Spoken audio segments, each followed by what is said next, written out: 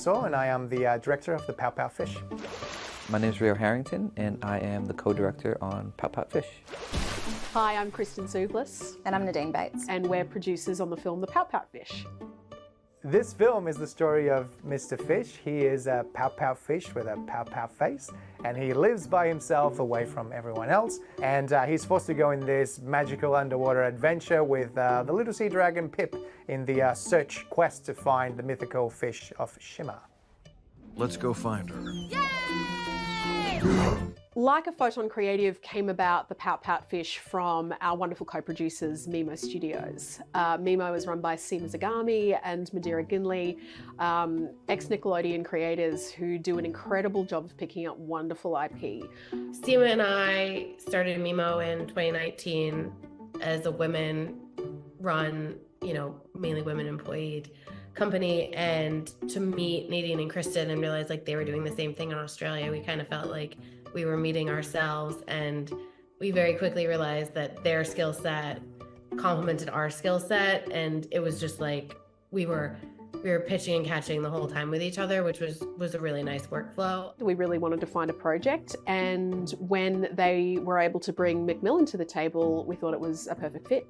We went to see Macmillan very early on in our company's evolution and asked, sort of if it was available. And they said that they had taken it to market every year for the past 5 or 6 years, and nobody responded. And so it was available, which we thought was very lucky. Then we met Like a Photon, and it was one of the first properties we shared with the ladies, and they were attracted to it and thought they could figure out how to make it a viable film. So the Pout-Pout Fish and the 40 titles that are in the Pout-Pout Fish family are obviously with Macmillan Publishing. To be able to work with one of the largest, if not the largest publishing company in the world, to be able to bring one of their titles to life has been incredible. Having them in the room while we were pitching ideas to kind of expand and give breath to an entire feature film for the picture book was just amazing. It was such a wonderful process, and they were so supportive in the room of our ideas, of the way in which we would kind of grow these characters from 2D into 3D. There's a very important message in the film about the preconceived ideas that parents put onto children, and now recently being a father, I can really appreciate that in terms of this film. It shows that Papa Fish, Mr. Fish's dad, he's got a very clear idea of society can be very mean, so please close yourself off. And that's a message that got really ingrained in Mr. Fish, and that's kind of dictated his whole life. And we find this character who's lived secluded of society just because of that one thing, that one notion of his father saying like, don't socialize, don't be around other fish because they might hurt you. And the whole film's about Mr. Fish kind of coming to terms of like, yes, you might get hurt when you open up to other people, but at the same time, you're missing out on a lot.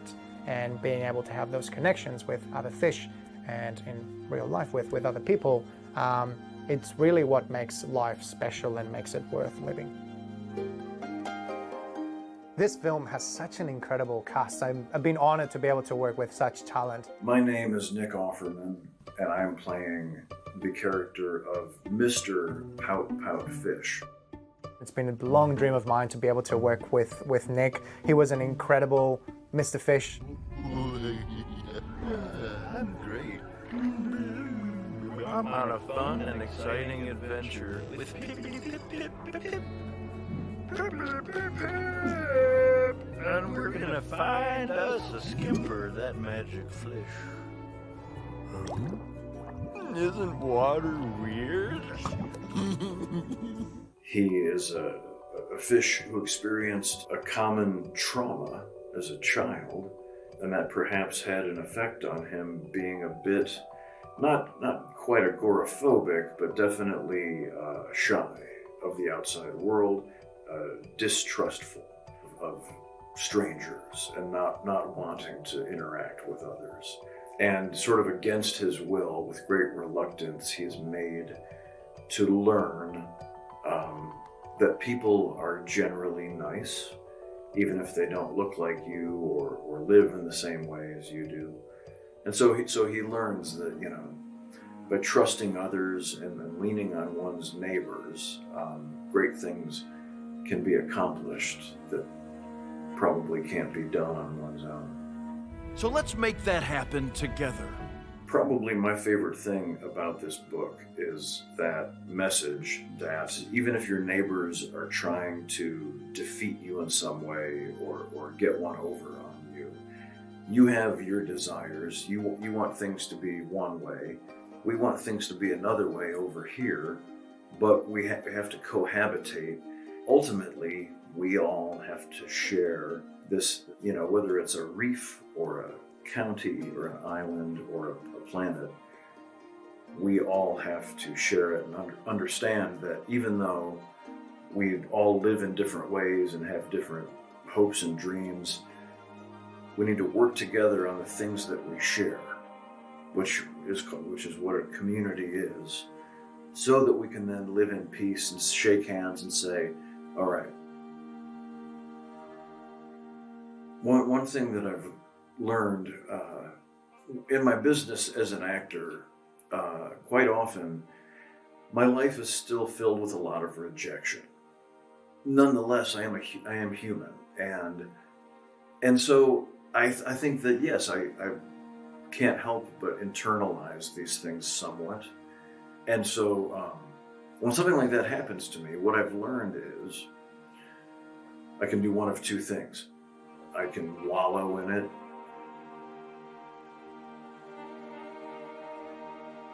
or I can go be with other people and find some way to be of service, whether it's with my family or my wife or my neighbors or my wood shop. Just go somewhere and do something that will end up making people say, thank you. I know that if I keep moving, you generate positivity, your body generates enjoyable chemicals. You're making a space better than it was. And when you're done, you have a feeling of accomplishment. And so that is incredibly calming and meditative. My name's Nina Oyama. I'm a writer and comedian and voice actor, and I play the character of Pip, the sea dragon.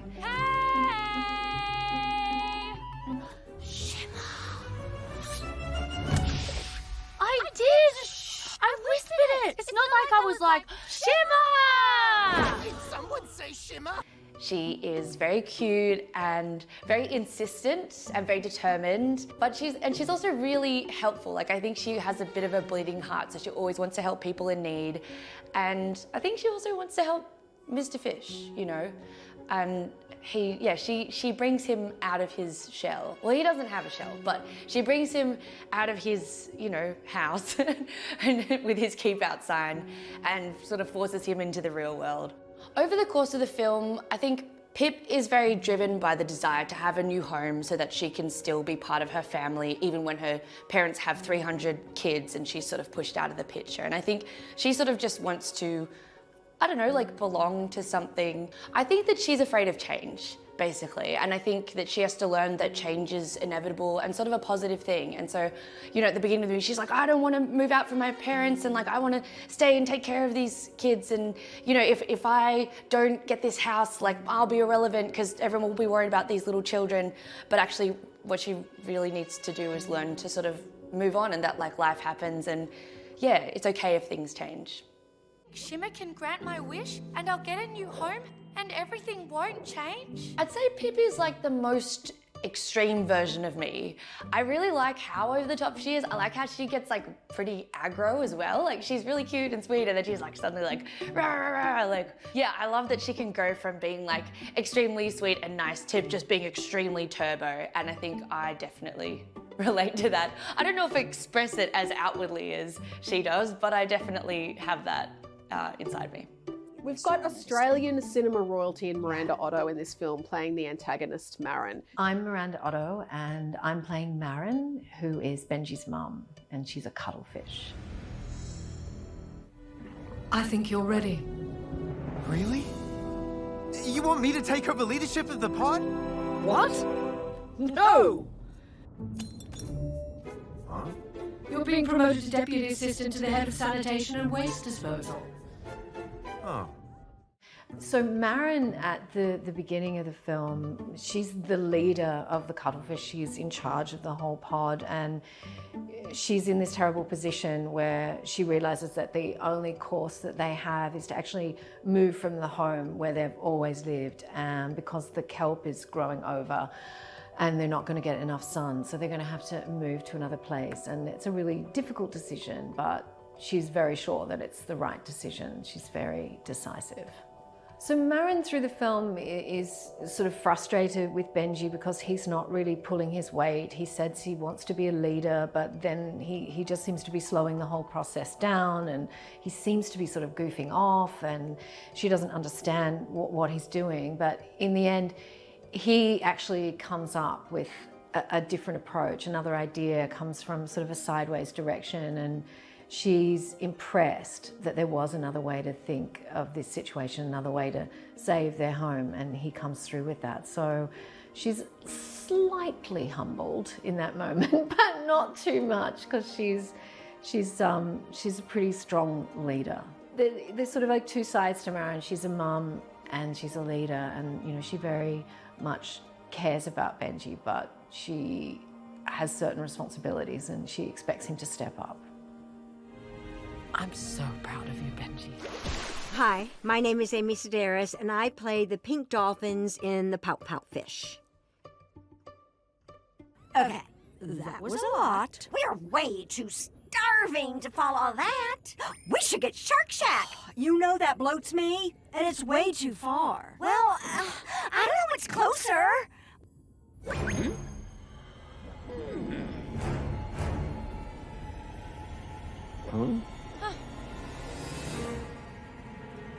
They are... It's a squad of 3 dolphins, and they kind of feed off each other, and they're kind of a little bullyish, really. Mean girls. They're a tight squad. We all know them from high school. Brigitte is the leader of the pack. She gets it, Karina. And the other 2 are really the comic relief, I would say. They just kind of follow her. They're just kind of like put the cherry on top of the whipped cream. They just punctuate whatever Brigitte says. They can't say the wrong thing or they'll be in big trouble. What? I identify with all of them. I mean, you don't like the mean people, but it's so easy to be mean. It's so much fun to play mean. It's just a lot more fun to play mean. But when you see the animation, they're also just adorable and innocent. So you don't. It's harmless. It's just fun to play a little mean group. They own the ocean. They're leaders of the pack. Who doesn't want to play that? Hello, my name's Remy Hii, and I play Benji. Hey! What about Shimmer? The fairy tale wishing fish. She's not a fairy tale. I've seen the flashes of pink light at the top of the abyss. She's real. And if I can find her, I can wish the kelp away and keep our home. At the start of the movie, Benji is like the prince of the kingdom, this undersea kingdom called the Abyss. And he owns this place. He's young, he's adventurous, he loves to have fun, he knows everyone. What he doesn't know is that there is this impending danger to the world that he knows, and he's going to have to set out on an adventure to save it. He realizes that there is an answer that he is convinced is going to be the thing that saves his world, and everyone's telling him, no, like, that's not the way. But he goes and does it anyway. You know, Benji's young, and he's got to go out there and make mistakes for himself and solve the problems themselves. And I think that is like sort of a huge moral of the story for Benji. It's learning for him what makes a really good leader, learning to make the right decisions for the right reasons. And I think, you know, he really is trying to do these things for the right reasons. But yeah, he learns a lot along the way. But a leader also stands up for what they believe is right. You taught me that. I think Benji and I definitely share a lot of similarities. I love an adventure. I do love getting myself into some tight spots, and that's the fun in life. But you know, I think that I'm more like a Benji at the end of the movie. As Remy, I've learned a lot, and that's a fun thing about playing Benji in this movie, because he's got such a great arc. He doesn't always, he makes mistakes, but he learns from them, and he's just a really fun character. My name's Nazim Hussain, and the character I play is Archie, a cuttlefish. Sorry, I don't know why I keep doing that. Okay, the truth is that... Everyone! Can I have your attention? He's right there! Ha ha ha! Funny, right? No need to tell my mum. Go!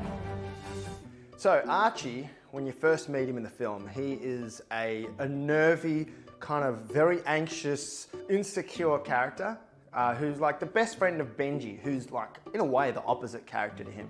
And yeah, Archie is fun and just like always doubting himself, which reminds me of someone very close to me. Me. You're gonna blow it for sure. I know. Archie's mission is probably twofold. On the one hand, he's trying to buy time until Benji comes back. He's trying to keep Benji's mission under wraps, especially from Benji's mum, who Archie finds just petrifying. Marin! Yes? And on the other hand, his other mission is to slow down the moving process. He wants to kind of stall that. But look, in true Archie fashion, don't know if he's very good at, or if he really accomplishes both of these missions. I am an overthinker, and Archie is definitely an overthinker. So, you know, if something could go wrong, I will focus on that, and that's where I'll spend all my attention. Even if everything seems to be going all right, it'll be that one little seed of doubt that just flourishes into a blooming bush of anxiety in my mind. And Archie is just that in a fish form. My name is Jordin Sparks, and I play Shimmer. So Shimmer is a really kind fish. All she wants to do is to help people. She's unique in that she kind of has an iridescent quality to her scales, and so people believe and think that she has these magical powers because she looks that way, but she actually doesn't. I don't have the power to grant wishes. I never have. So Shimmer goes through life trying to figure out how to help people, but ends up letting them down because she's not magical. And so she kind of goes through kind of hiding because she doesn't want to have to deal with the Shimmer that she has, that she can't control. If I was magical, I would have granted my own wish and got rid of my Shimmer for good. She wishes she could grant the wishes, but she can't. I think I do have a lot of similarities to Shimmer, actually. I realize that I'm also that type of person. I want to help. I want to help in any way that I can in all different situations. I don't like letting people down. I relate to her in that way of wanting to hide sometimes because I'm just like, I can't be what you think that I am. Even though I am amazing in my own self and how I'm made and just who I am as a being, it may not be what other people want or assume or need from me. So I feel like a lot of people can relate to people looking at you and assuming that you're one thing, but that's not really what you are, and kind of trying to come to terms with that. So I feel like she's a great character for people to see and also to kind of ride along on her journey with. My name is Mel Buttle, and the character I play in the film is the legendary Shaz. Cuttlefish is what? Carrying on like an absolute ink stain, if you ask me. Why would anyone do this? Reckons he was looking for Shimmer. She's like, oi, tell us where Shimmer is and I'll free you. Which I call bullshark on right away. But we've hardly got much choice, do we? So we tell him, and he's like, oh, catches, and off he pops. Shaz is a diamond in the rough. She's got a heart of gold. She's great friends with Baz, Shaz and Baz. And Shaz is, maybe, if I dare speak on her behalf, a bogan. I reckon, since he's going to the complete wrong place. My name is Tanya Vincent, and I am the animation director of the Pout-Pout Fish. Hi, my name's Beck, and I'm lead animator on Pout-Pout Fish. With the animation department, we are kind of the actors on the film. So all these departments in front of us build these beautiful characters, they come up with these incredible stories, and then we are those people that have the joy of bringing them to life. My team love adding their own personal touches. We always watch the behind-the-scene footage that the actors do, and we try and take our inspiration from their facial acting, but my team love to add their own little flourishes, hand actions especially. All of our team put in so much of themselves onto the screen, and you kind of work with the director to kind of get all that beautiful subtext and all of the great and nuanced little things that make audiences fall in love with characters. Lighting department handle and take care of the entire look and feel of the film. Lighting department is very important for conveying atmosphere and emotion in the film. We do that by using lights to direct the audience's eye on different parts of the screen, by shedding light on the character, say using character lighting and isolating a character to make him feel isolated. Or we use shadows to darken certain parts of the screen that we don't want the audience to pay attention to. Color is a very, very heavy part of lighting. We use color to tell emotion and to drive the story a little bit further. Underwater is really difficult to get. This is the studio's first underwater film. In order to create that underwater vibe, we actually created a tool called the Underwater Vibe. And what the tool does is it grabs atmosphere and drives it based off of depth. Depth fall off underwater is actually quite fast, and you can't see beyond a certain point really fast underwater. So we use a lot of blue atmosphere to help create depth. Also caustics, light gets scattered through the water surface, and we get a lot of caustic and light movement underwater.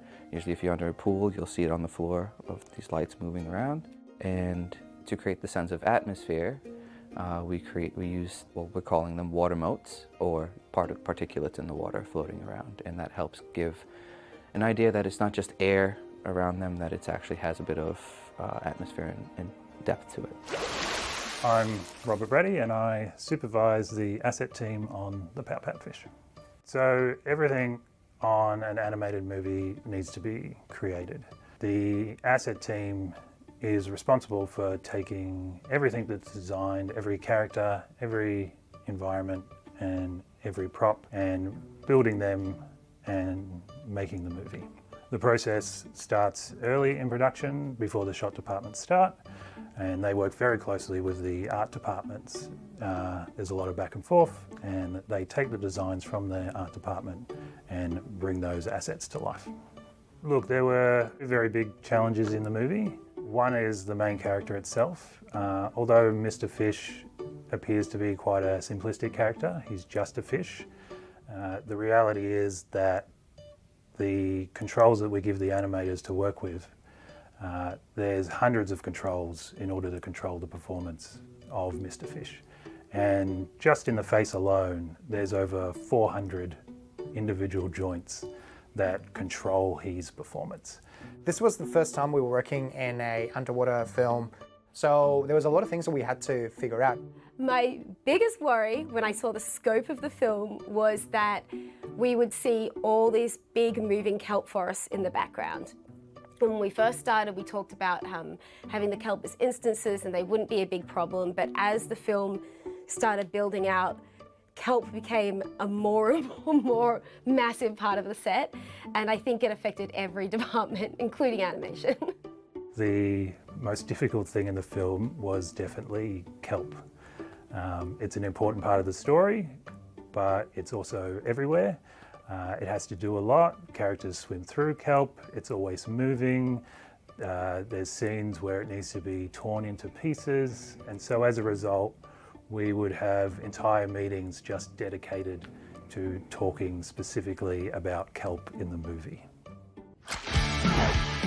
I think we've been so lucky to have such an incredible crew on this team. I think that the team at Cosmic Dino, with the animation team, the lighting team, layout, assets, storyboards, everyone brought so much love and passion to this film. I think that they made it sing. We had incredible writers in the room, Elise Allen and Elie Choufany, and that writers' room was just a wonderful experience for us all. And Macmillan were in the room, and we all really connected with the source material, which was of course the Pout-Pout Fish book, New York Times bestseller, #1 on Amazon. It's an incredibly well-known, beautiful property.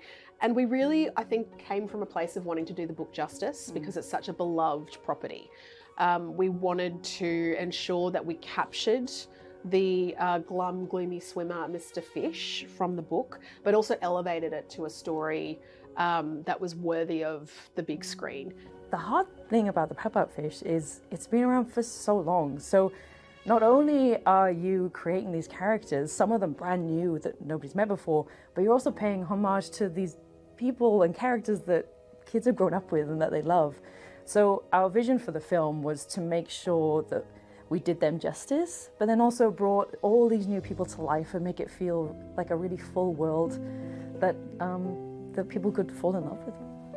I do feel this film is for everyone. I know it's a very cliche thing, being an animated family movie, but I think there's things that the children and adults will gravitate to, and there's a message there for everyone.